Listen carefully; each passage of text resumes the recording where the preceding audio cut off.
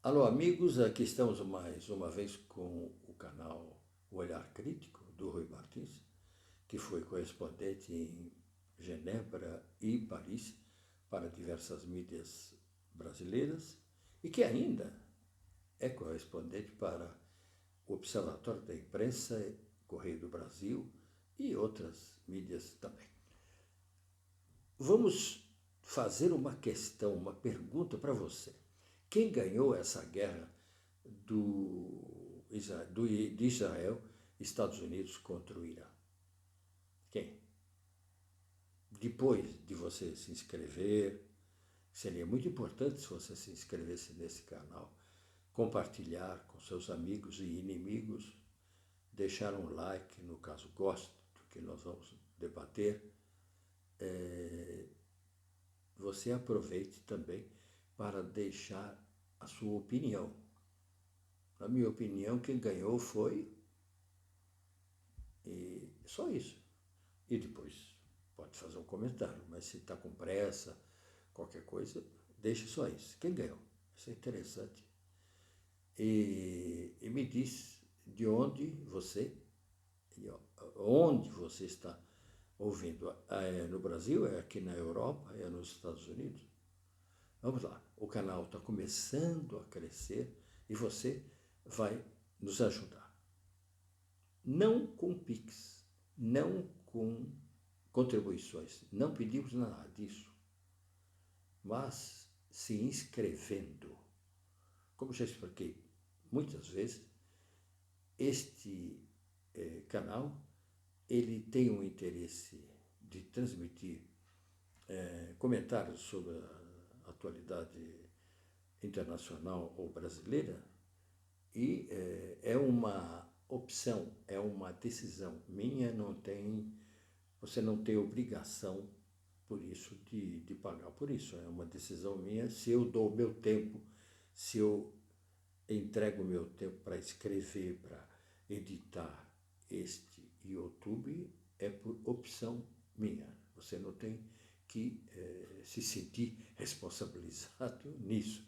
A única coisa que eu peço é que, se você puder compartilhar e deixar um like, isso é importante, e se inscrever, isso já ajuda bastante para que este canal continue e eu possa deixar essas opiniões sempre abertas ao caso de você querer fazer um comentário contrário ou um que ajude a aumentar ainda o ângulo de vista deste comentarista. Então vamos lá, afinal, quem ganhou a Guerra dos 12 Dias desencadeada por Israel, por Israel contra o Irã? Não são todas as mídias que se arriscam a fazer o balanço e proclamar o vencedor, mesmo porque o suposto perdedor, o Irã, está comemorando ainda, com manifestações populares, o cessar-fogo entre os dois países, que eles consideram uma vitória. Por sua vez, o líder supremo iraniano Ali Khamenei, numa declaração televisiva, se vangloriou dessa vitória, negando ter havido destruição no Irã, ele diz que deu assim um tapa na cara do presidente Donald Trump. O comentarista do UOL, vocês conhecem o Josias de Souza, considerou essa declaração uma amostra, é um tanto duro, hein? Da senilidade do chefe religioso iraniano. É verdade que ele está um pouco velho e, inclusive, ia escolher um sucessor, com todas essas confusões, ele ainda não escolheu. Não pode ser o filho, porque senão diz que aí o Irã vira uma monarquia. Atualmente é uma ditadura teocrática. Entretanto, essa versão de um Irã vitorioso, ele não está sozinho, hein?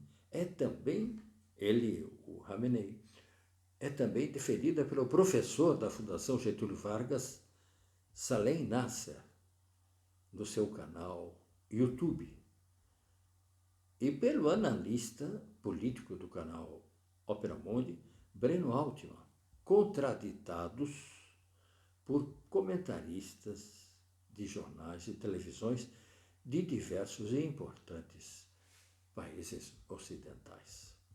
Vamos lá discutir isso então. Onde está a informação e onde está a contra-informação? Sabendo-se que em tempos de guerra, a verdade é a primeira vítima.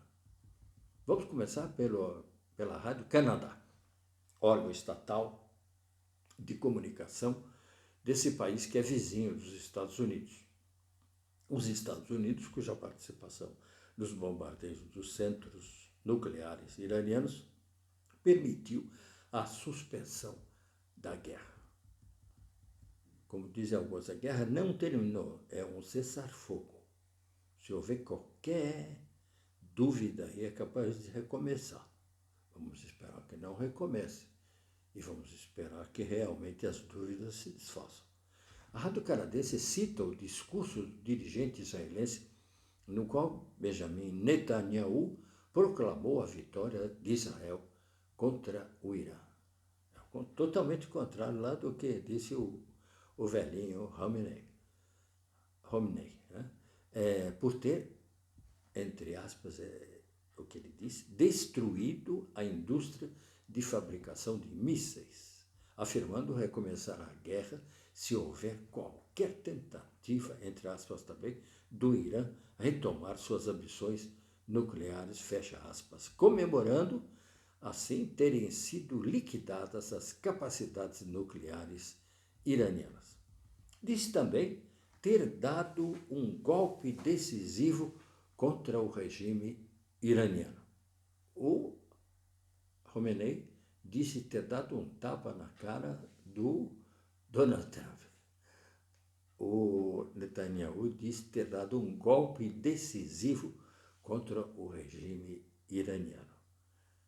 O golpe mais severo desde sua implantação no Irã. Esse regime, que é um regime teocrático islamita ou islâmico, começou em 1979 com Khamenei, uma grande revolução que houve e que derrubou o rei Reza Pahlavi. Reza Pahlavi, inclusive o filho do Reza Pahlavi está vendo se teria apoio para recomeçar, para retomar o lugar do pai. Vejam as confusões que estão surgindo relacionadas com o Irã.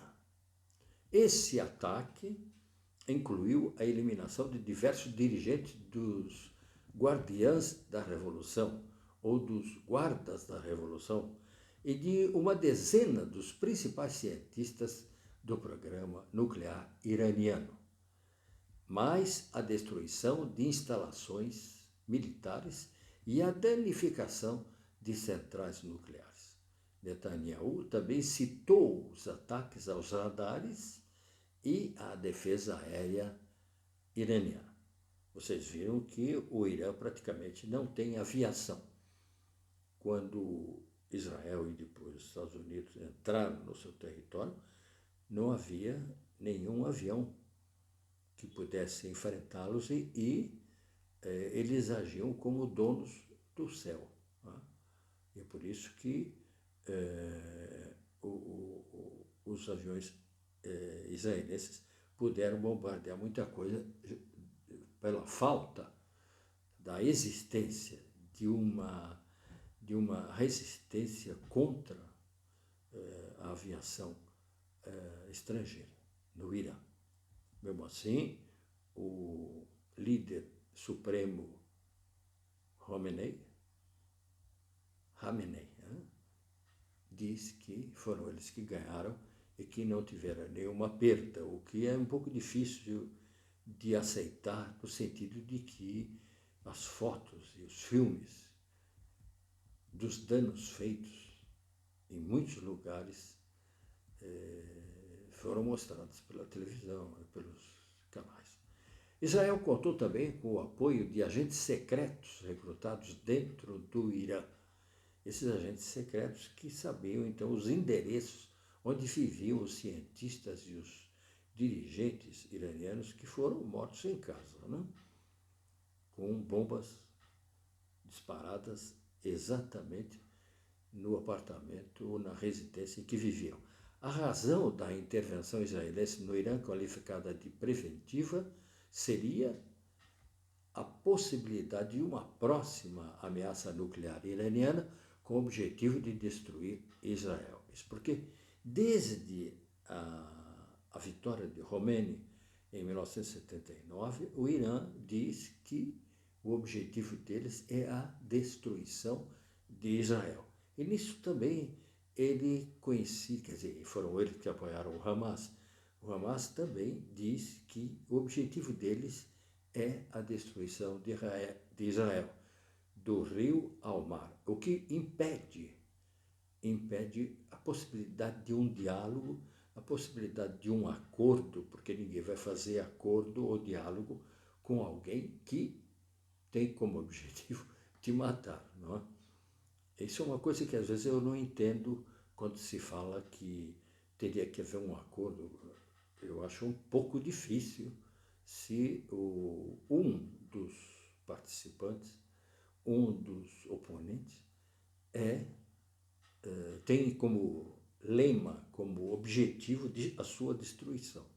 Os objetivos de Israel eram três: derrubar o governo do Ayatollah e dos molás iranianos, destruir o programa nuclear para evitar que a bomba fosse jogada na casa deles e liquidar o arsenal balístico. Embora tenha havido uma eliminação de generais dirigentes do regime, ela não foi suficiente para derrubar o regime. O que está acontecendo agora que houve cessar-fogo, a televisão anuncia que o Irã está fazendo uma caça a todos os suspeitos de terem participado da guerra, dando informações ou ajudando Israel. E isso, inclusive, com um aumento do número de enforcados. Se vocês não sabem, o método de matar lá é diferente dos Estados Unidos. A execução nos Estados Unidos é feita em cadeira elétrica, né? Também não é nenhuma maravilha. E no Irã, ainda a execução é por forca, é enforcamento.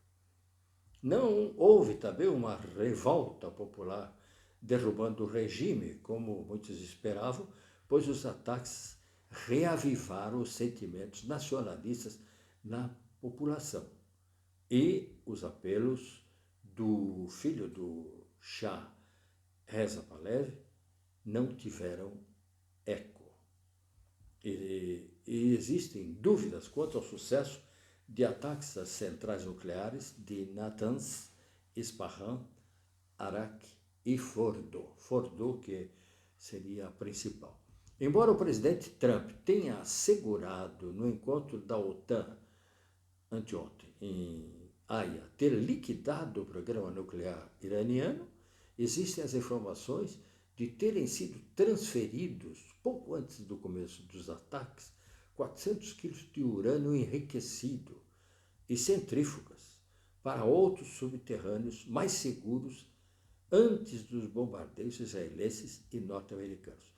Isso é interessante porque, vejam bem, depois de coisa de 2 anos de guerra contra o Hamas em Gaza, onde existem subterrâneos, os israelenses ainda não conseguiam entrar em todos os subterrâneos. Aquilo é uma ramificação, como se fosse um metrô militar, e onde existem ramais que não foram descobertos até hoje. Portanto, Gaza é pequena, imagina o Irã, que é enorme. Ele pode ter subterrâneos em outros lugares e não só em Fordo, como se imagina. Por sua vez, a CNN informou, com base em informações militares refutadas por Trump, não terem sido totalmente destruídas as instalações nucleares iranianas, mas apenas danificadas, podendo ser reparadas em um máximo de 6 meses. Aí varia, porque existem pessoas que dizem que entendem um pouco disso, de armamento nuclear, que o fato de haver uma espécie de terremoto com aquelas bombas enormes de 13 toneladas explodiram, que isso deve ter afetado muita coisa, destruído muita coisa, e que serão necessários muitos meses, não só 6 meses, para se refazer. Mas existe a dúvida. Como não tem, quando não há certeza, resta a dúvida. Está aí a dúvida. Será que destruíram? Cada um explora isso ao seu bel prazer, né? ao seu interesse. Né? Aí que está a informação e a contra-informação. Você pode fazer o que quiser. Não há dados reais, fotos sobre os resultados desses bombardeios. Pode se contar o que quiser. O Khomeini pode lá dizer que eles ganharam a guerra com relação a esses depósitos nucleares. Ninguém pode dizer não. De acordo com o responsável pela Organização da Energia Nuclear iraniana, existe uma outra central de enriquecimento de urânio num lugar secreto, possibilitando continuar o programa nuclear. Então eles são cabeça dura, vão querer continuar nisso. O Trump falou ainda hoje, ou ontem, que se descobrirem que continua querendo fazer bomba, eles voltam e bombardeiam de novo. Então, falar, mas ele não tem direito de fazer. O problema é que, eu já falei, e a imprensa acentua isso, a partir do momento em que o país que está fazendo a bomba nuclear tem como objetivo destruir o outro, é bom que ele não tenha, né? Porque senão ele joga a bomba e destrói mesmo. Né? Restam os mísseis iranianos de diferentes tipos, disparados numa média de 40 por dia contra Israel. Num total de 500, foram disparados 500. Dizem que eles têm 2.000 durante os 12 dias de guerra, causadores de sérios danos em Haifa e Tel Aviv. Ironia da guerra, o último míssil antes do cessar-fogo, disparado pelo Irã, depois, algumas horas depois já era cessar-fogo, esse último míssil iraniano matou a quase totalidade de uma família palestina, vivendo em Haifa, vivendo bem, vivendo normalmente. Tem muita gente que não sabe, tem muitos palestinos que trabalham e que vivem em Israel. Com autorização de trabalho, não estão sendo expulsos como faz o Trump com os estrangeiros mexicanos, que seriam os palestinos dos Estados Unidos. Né? Patrick Sauce, chefe do Serviço Internacional da TV BFM de Paris, diz ter sido Netanyahu o vencedor. Aí está aí. Essa televisão, então, disse que foi o Netanyahu o vencedor, ou seja, que foi Israel, mesmo se não conseguiu derrubar o regime. Entretanto, o regime saiu enfraquecido, acentua ele, e começou uma grande repressão no Irã. Isso que eu falei agora há pouco, né? Com enforcamentos de pessoas suspeitas. A gente fazer processo, não vai, você tal, pau, porque existem etnias diferentes dentro do Irã e algumas são consideradas suspeitas, como os curdos. E daí se localiza uma liderança e diz isso daí, enforca e acabou. Onde o enforcamento, então os primeiros enforcados foram 3, mas a televisão já disse que já são 6. Então, esses enforcamentos são ponto de partida de uma repressão enorme, que está com prisões, muitas prisões, lá no Irã. Gaïdes Minassian, jornalista do Le Monde se indaga, ele se pergunta o que se pode saber de credível de verdadeiro numa situação de guerra, mas afirma terem sido afetados o programa nuclear e a situação política do Irã, embora não se possa falar em vitória israelense, mesmo porque um cessar-fogo não significa o fim da guerra, que pode recomeçar a qualquer momento. Essa é a opinião do jornalista do Le Monde. Prefere falar em resultados positivos e operação bem-sucedida. Em síntese, mudou agora a maneira de como se tratará a questão. O Irã não poderá mais fingir obedecer o controle nuclear internacional e fingir obedecer e, ao mesmo tempo, continuar a fabricar suas bombas nucleares. A visão do professor Salem Nasser, que é professor da Fundação Getúlio Vargas, é totalmente contrária a essas análises, afirmando mesmo no seu vídeo no YouTube, cujo link vocês poderão ver no meu canal, que o cessar-fogo, não, eu diria no Observatório da Imprensa, que o cessar-fogo teria sido uma iniciativa de Israel. O cessar-fogo teria sido uma iniciativa atendendo a uma iniciativa de Israel. E ele diz uma coisa aqui, não sei se vocês vão concordar, hein? Eu acho que é um pouco cabeluda, hein? Que não aguentava, Israel não aguentava mais os ataques iranianos por estarem causando muito prejuízo aos israelenses, com muita gente querendo sair e a economia muito afetada, com os riscos de uma guerra prolongada que seria muito mais prejudicial a Israel que ao Irã. Eu tenho vontade de chamar o Josias de Souza para ver o que ele pensa. Não vai me dizer que ele vai dizer a mesma coisa que ele disse sobre o Khamenei. Mas a gente nota que o professor tem muita simpatia pelo Irã. Eu não estou citando o Breno Altman, já citei outras vezes, mas se vocês forem lá na Opera Mundi e pedirem Breno Altman, Israel e Irã, vocês vão ver que ele defende a vitória do Irã contra Israel. Isso é verdade? Essas histórias, por exemplo, essa de que o cessar-fogo foi a pedido de Israel no sufoco. Nessa mesma linha, o Irã teria mostrado, segundo Salem Nasser, teria mostrado uma força e a resistência não esperada pelos Estados Unidos e Israel, enquanto as informações da Agência Internacional de Energia Atômica foram colocadas em dúvida com o recuo do seu diretor-geral sobre o programa iraniano. Verdade?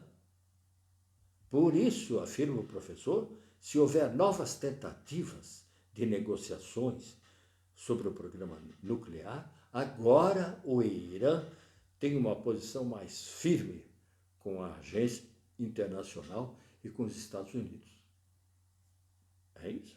Os Estados Unidos o Irã saiu da guerra fortalecido e vai dar bronca, como disse lá o Khamenei, deu tapa no Trump e agora, se houver reunião da agência internacional, ele dá bronca. É ele que diz o que vai fazer. Eu ouvi mesmo dizer que não deixa mais entrar ninguém lá. Então, daí como é que vai fazer o controle? O que não será fácil, pois, segundo a imprensa internacional, não simpatizante com o chamado regime teocrático repressivo dos molás, ao contrário desse que eu citei, e do Ayatollah Khamenei, o Irã saiu fragilizado dessa guerra dos 12 dias. É o que parece mais evidente. Não? Se você discorda, você tem todo o direito, você pode colocar, inclusive, no comentário aí, que você discorda, que por isso, e daí até eu respondo. Não contestando o seu direito de ter uma opinião diferente, mas tentando saber onde estará realmente a verdade, porque o título deste YouTube é isso, informação e contra-informação. Onde é que está a verdade? Por uma feliz, agora isso é interessante, a gente sai da guerra e vai entrar no cinema. Falar em cinema, eu aprendi muito sobre o Irã indo ao cinema, porque eu sou um frequentador de festivais, principalmente Berlim e Locarno. E nesses festivais passavam os filmes dos diretores iranianos contando como é que era a situação no Irã. Fora que os diretores, depois que esses filmes ganhavam prêmios, eles pegavam prisão. Ou então eles não podiam vir mostrar o filme, porque o Irã não dava o passaporte. Então, eu aprendi muito sobre o Irã vendo os filmes iranianos. E é lá nesses filmes iranianos que eu aprendi que o Irã é uma ditadura religiosa teocrática, né? Islâmica, onde as mulheres não têm os mesmos direitos. Até é interessante saber isso, porque é que certas mulheres defendem o Irã, porque se elas estivessem lá no Irã, não poderiam abrir a boca politicamente. Né? Bom, poderia fazer a defesa do regime, é claro. Eu vi, inclusive, nas manifestações, mulheres saudando Khamenei, mas não poderiam criticar. Assim, não pode criticar, não há liberdade. Então, por uma feliz coincidência, durante a guerra contra o Irã, havia em Paris o 12º Festival do Cinema Iraniano, com 18 filmes. O cinema iraniano tem revelado nos festivais internacionais a repressão do regime iraniano aos seus cineastas, ganhadores de prêmios em Berlim, Cannes, Veneza e Locarno. Por isso, ao divulgar o festival, a Rádio France fala em grito de resistência. Festival de Cinema Iraniano. Grito de resistência. De acordo com a iraniana Nahal Kraknagar, programadora do festival, o jovem cinema iraniano confirma seu papel de resistência depois do movimento Mulheres, Vida e Liberdade. Chegamos ao fim. Se você chegou até agora, estou com um YouTube longo, você chegou, então você gostou. Então, se você chegou até agora e não tinha ainda se inscrito, inscreva-se. É isso que eu faço como vídeos. Né? Se você gostou, se você quer me ajudar a crescer esse canal, se você concorda, em linhas gerais, com o que eu disse, se inscreva, é muito importante. Dê o like, compartilhe para seus amigos, para os inimigos também. Né? E nos dê a sua força. Como eu disse lá no começo, aqui não se pede nada, você não precisa abrir o seu bolso. Eu só peço o seu apoio de inscrição e de likes, que é a força que dá ao canal. Até a próxima. Grande abraço.